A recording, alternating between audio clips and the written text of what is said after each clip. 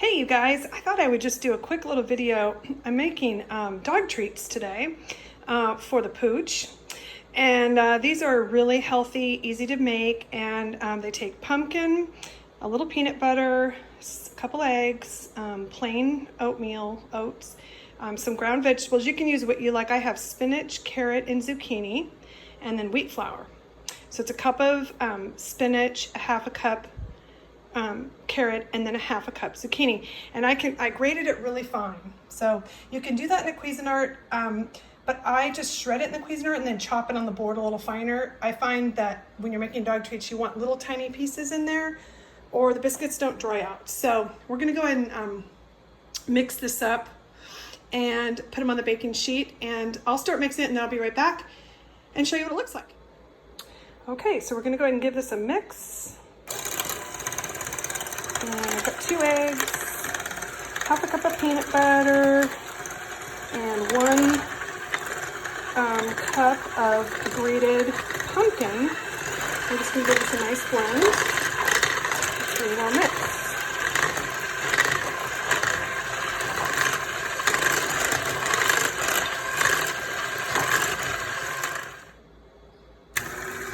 Now I've got the oatmeal in there, and on low I'm just going to give that a little mix. And then we're going to start adding the wheat flour. You could use all-purpose flour, but wheat flour really makes it look like a dog biscuit, I think. It's the color of the flour and the texture just seems right for a dog biscuit. So we'll start adding this a little at a time until we get it almost all in there, and then we'll add in our veggies.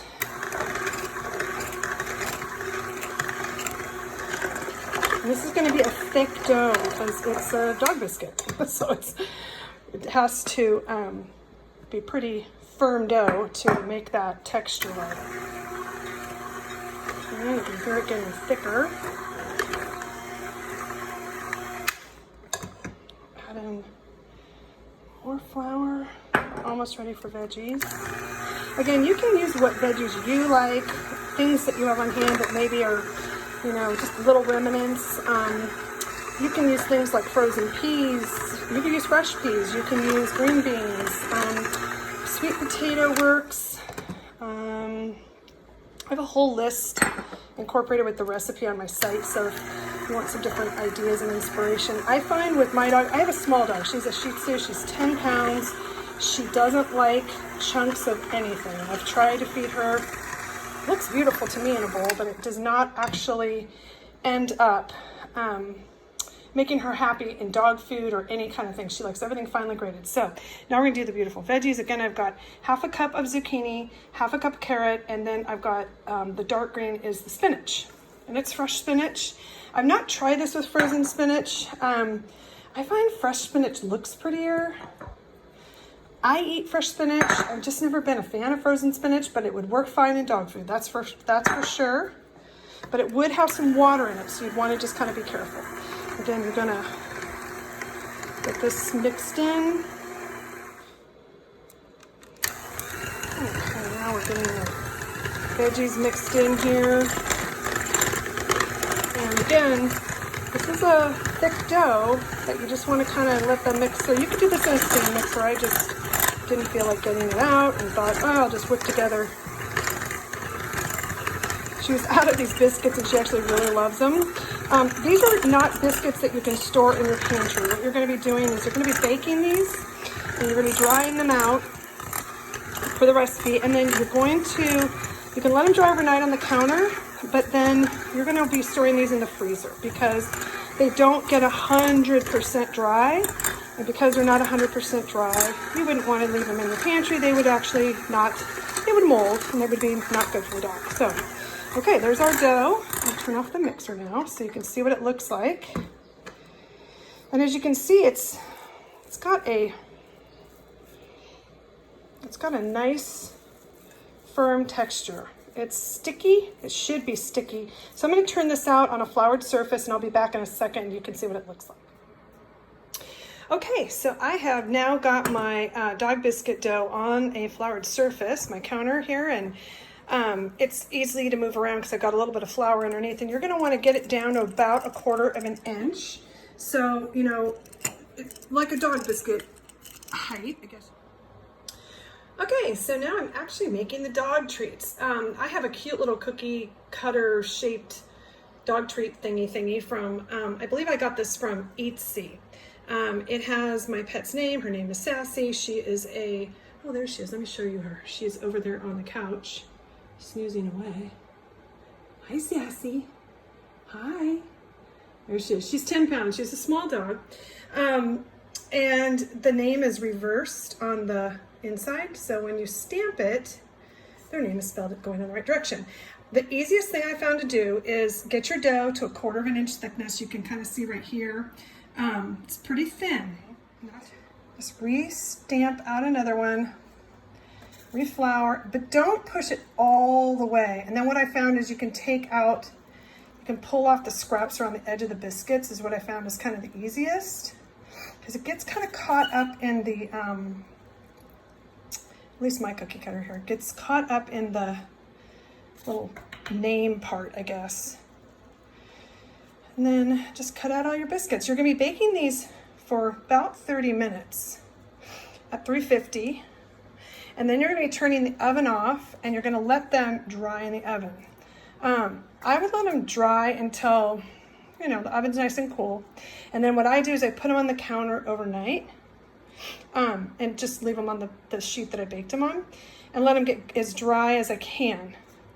And then that's when once they're pretty dry and I'm happy with them, then I put them in like some kind of a container. I usually use either Ziploc bags or a little freezer container. And then I just keep them in the freezer. That way they're fresh.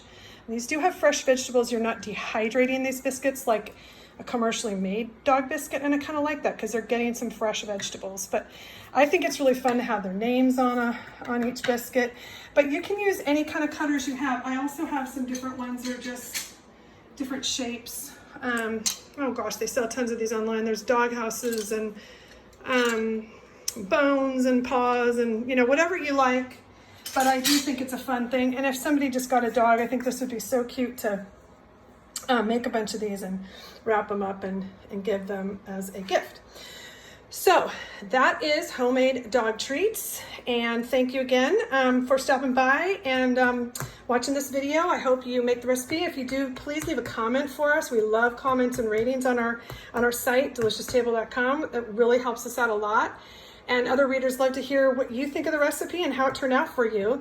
And okay, and one more tip. When you are cutting out your dog biscuits, you're gonna wanna really flour your dough well. You're gonna wanna have a lot of flour underneath your dough. See how much flour I've got in here? It almost seems like overkill. But if you don't, you really can't get, if you're using one of these fancy cookie cutters, which I think is what makes this recipe so fun, but you can use any cookie cutter you want. I mean, you could even cut this into squares, it wouldn't matter. But if you're using one of these types of cutters, just make sure you use a lot of flour in between each cut so that, oh, there's Sassy, she's after something, so that you get it, you know, the cookie cutter to release like that. Otherwise, it sticks to the dough and then it looks like that. And that doesn't look very pretty, so I'd rather have the biscuits look like that.